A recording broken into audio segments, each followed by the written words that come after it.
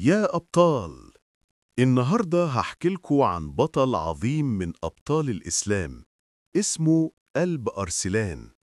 اتولد سنة 425 هجرية، وكان من التركمان، من قبائل اسمها الأغوز، وعمه كان السلطان الكبير طغرل بك اللي أسس دولة السلاجقة.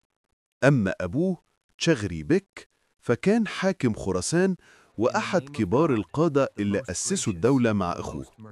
السلاجقة يا ولاد قدروا يعملوا دولتهم في خراسان وبلاد ما وراء النهر، اللي النهاردة بتضم أجزاء من إيران وأفغانستان وأوزبكستان وكازاخستان، وتوسعوا في إيران والعراق. ورغم قوتهم الكبيرة جدا فضلوا معترفين إنهم تابعين للخلافة العباسية، مع إن الخليفة وقتها ما كانش ليه قوة حقيقية. قلب أرسلان اتربى وسط البدو الرحل، حياته كانت صعبة وقاسية، وده خلاه قوي وشجاع ويتحمل المسؤولية من صغره. اتعلم الفروسية والقتال، ولما كبر بقى فارس شجاع، شارك مع عمه طغرل بك في معارك كتير. وبعد ما أبوه مات مسك حكم خراسان وخد خبرة كبيرة في القيادة. سنة 555 هجرية مات عمه طغرل بك من غير ما يسيب ولد يرث الحكم. فبعد صراعات كتير بقى قلب أرسلان هو سلطان السلاجقة، وده بمساعدة وزيره الحكيم نظام الملك. الوزير ده يا ولاد كان عظيم جدا، عمل مدارس اسمها المدارس النظامية، كانت بتخرج العلماء والدعاة والأبطال. ومن أبرز اللي درسوا فيها الإمام الكبير أبو حامد الغزالي. قلب أرسلان حكم دولته بالعدل والرحمة، كان بينصر الضعيف ويساعد الفقير، وبيحب الدعاء والصدقة، وكان قلبه متعلق بالجهاد في سبيل الله. قدر يرجع الاستقرار لدولته كلها، وحرر حلب والقدس وأجزاء من الشام من الفاطميين، وبعدها ركز على الحرب مع الروم. وهنا حصلت الحكاية العظيمة، معركة ملاذ كرد. قلب أرسلان عمل حملة كبيرة وضم أراضي جورجيا وأذربيجان والمناطق اللي جنب الدولة البيزنطية. وفي نفس الوقت ابنه ملك شاه كان بيحارب في أرمينيا وفتح مدن زي طبركاز وقنيا.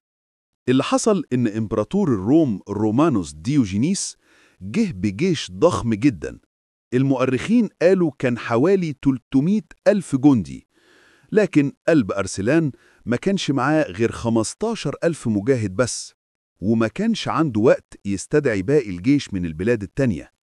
لكن البطل ده كان عنده يقين، وقال كلمته المشهورة: أنا أحتسب نفسي عند الله، وإن استشهدت فهي الجنة، وإن نصرت فدي نعمة كبيرة من ربنا. عمل هجوم أولي على مقدمة جيش الروم، وقدر يحقق انتصار كبير وياخد أسرى. وبعدها عرض على الإمبراطور الصلح، لكن الإمبراطور رفض وتكبر، فغضب قلب أرسلان جدا، وجاله الإمام محمد ابن عبد الملك البخاري وقال له: إنك تقاتل عن دين وعد الله بنصره وإظهاره على سائر الأديان، وأرجو أن يكون الله قد كتب باسمك هذا الفتح، فالقهم يوم الجمعة في الساعة التي يكون الخطباء على المنابر، فإنهم يدعون للمجاهدين. وجمعة المعركة قلب أرسلان صلى بالجنود ودعا ربنا وبكى وتضرع، وقال لجنوده: اللي عايز يكمل معايا يقاتل، واللي عايز يمشي يروح، لكن كلهم ثبتوا معاه.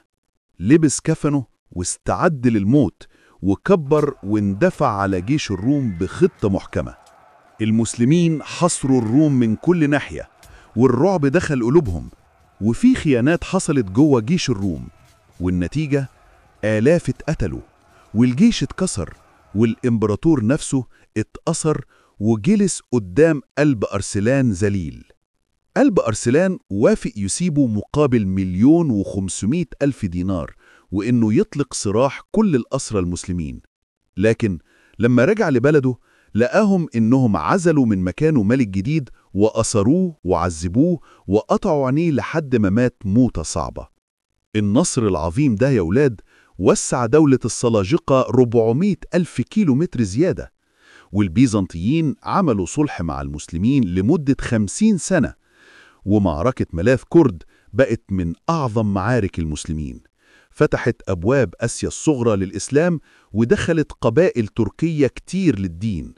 لكن بعد سنتين بس، سنة 665 هجرية، قلب أرسلان اتقتل على إيد واحد من الثائرين عليه، ومات البطل اللي عاش حياته كلها جهاد ونصر للإسلام، رحمه الله وغفر له.